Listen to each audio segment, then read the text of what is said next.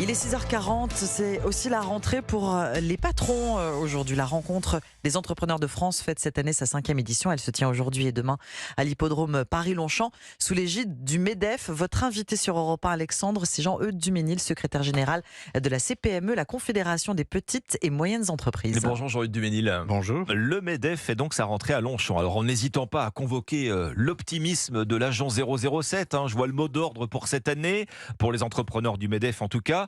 Demain ne meurt jamais. Est-ce que vous partagez ce même optimisme quant à vous à la CPME ? Alors l'optimisme, nécessairement pour être chef d'entreprise, il faut être optimiste. Il faut le vouloir, exactement. Oui. Donc sur ce point-là, oui, naturellement.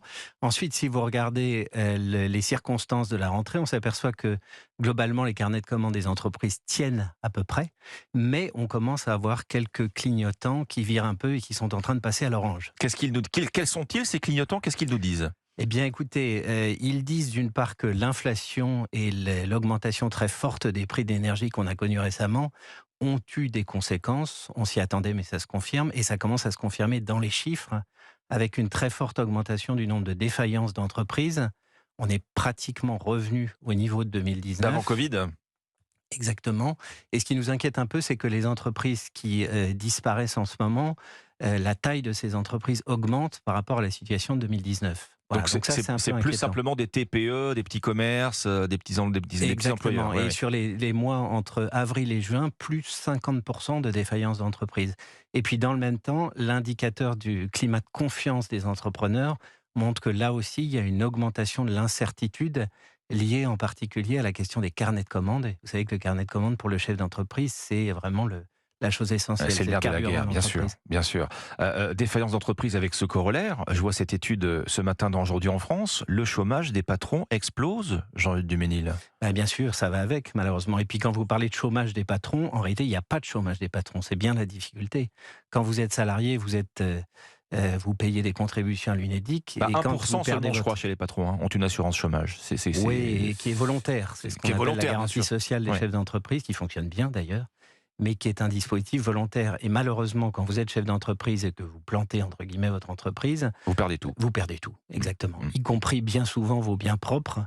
Il y a des dispositifs qui existent, mais en général, pour emprunter, par exemple, on vous demande des garanties sur vos biens propres et vous risquez de tout perdre, effectivement. L'impôt de production, Jean-Eudes Duménil, on en parlait il y a quelques instants dans le journal sur Europe 1, la CVAE, cette cotisation sur la valeur ajoutée des entreprises que le gouvernement avait promis de supprimer l'an prochain et qui finalement disparaîtra milliard après milliard jusqu'à 2027. C'est pas un bon signal pour vous, pour la vitalité. Non seulement c'est pas un bon signal, mais c'est un vrai problème pratique pour les entreprises. Parce que quand il y a une annonce qui est faite avec un engagement de la part d'un gouvernement de supprimer un impôt, on parle quand même sur 18 milliards de CVAE des 4 milliards qui restaient, qui devaient disparaître en 2024.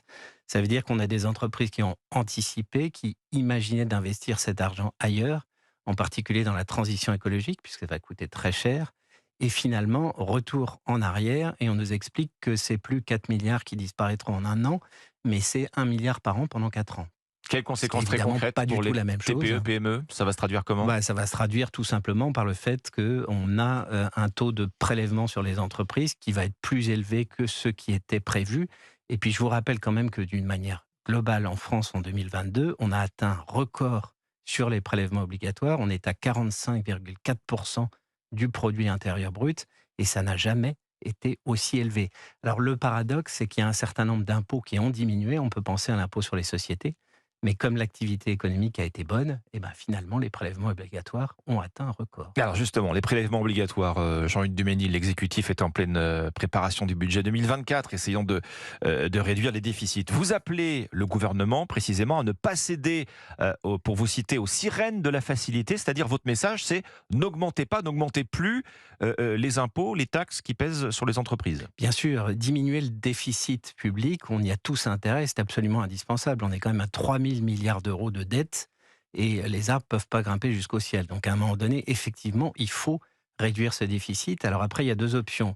Augmenter encore les recettes ou alors commencer véritablement à diminuer les dépenses. Et le sentiment qu'on a, c'est que le gouvernement est un peu entre deux chemins, oscille entre les deux.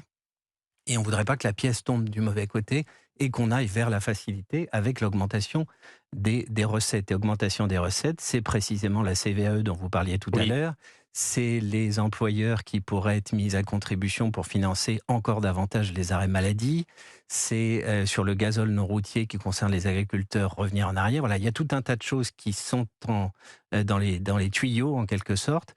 Et nous, ce qu'on dit, c'est oui à la réduction des déficits publics, oui à la réduction des dépenses publiques et regardons enfin l'emploi public. Alors, un emploi sur 4 aujourd'hui est un emploi public. Un emploi sur 4. Et on voit que notre pays est aujourd'hui suradministré par rapport à l'Allemagne, par exemple.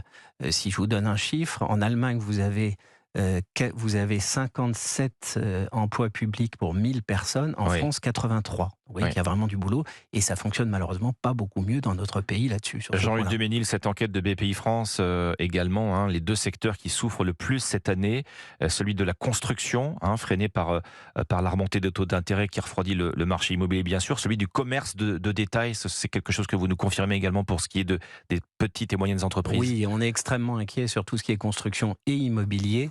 Et là encore, il y a des mesures dans les tuyaux qui nous inquiètent, avec des dispositifs, par exemple, ce qu'on appelle le Pinel, qui devrait être supprimé, et puis les prêts à taux zéro qui devraient être centrés sur le neuf. Et là aussi, ça aura des conséquences sur le marché immobilier et donc nécessairement sur le bâtiment et la construction. Et puis, quand vous parliez de l'habillement de détail, malheureusement, c'est un mouvement qui est enclenché déjà depuis quelque temps. On a l'impression que c'est pas simplement conjoncturel, mais véritablement structurel et qu'on est à une mutation dans l'organisation du commerce. Donc là, la réflexion, elle est plus profonde que ça. Est-ce que les PME sont en mesure d'anticiper des embauches pour les mois à venir selon les secteurs d'activité ? Alors, ce qu'on constate déjà depuis un certain temps, et c'est un peu paradoxal, c'est que l'emploi commence à se déconnecter un peu de l'activité économique. C'est-à-dire que même quand il y a des soubresauts avec des diminutions d'activité, l'emploi continue et les entreprises ont toujours autant de mal à recruter aujourd'hui. C'est une vraie difficulté pour un très grand nombre d'entreprises. C'est quasiment la difficulté numéro 1. Mais là aussi, on a une forme d'anticipation et on commence à constater un ralentissement des prévisions d'embauche, même si elle reste quand même positive. Alors, même question sur les salaires. On parle ce matin encore sur Europe 1 des effets de l'inflation, sur le budget des ménages, en particulier de la rentrée scolaire. Est-ce que les TPE, PME vont être en mesure, ou sont en mesure, d'augmenter les salaires ? Là, ça dépend lesquels. Naturellement, il faut que l'activité le permette. Oui. N'importe quel chef d'entreprise qui est en capacité de le faire augmentera les salaires, ne serait-ce que pour garder ses salariés dans la période de pénurie de compétences dont on parlait. Mais ce qu'il y a d'intéressant, c'est quand vous regardez les chiffres de l'année écoulée, et c'est le ministre de l'économie et des finances, Bruno Le Maire, qui l'a rappelé, les salaires ont augmenté de quasiment 5% l'année dernière, ce qui veut dire qu'on a eu un rattrapage quasiment total de l'inflation au niveau des salaires. Oui, on reste effectivement. Et c'était pas du tout une évidence. Ça prouve que les employeurs ont fait un effort extrêmement important, et je pense que c'est le moment précisément de les soutenir plutôt que de leur donner un petit coup de rame sur la tête avec une augmentation des prélèvements. Effort qui va se poursuivre, c'est ce que vous nous dites ce matin, Jean-Luc Duménil, pour autant qu'effectivement les patrons en auront la possibilité. Merci, Jean-Luc Duménil, secrétaire général de la CPME, Confédération des petites et moyennes entreprises. Merci à vous.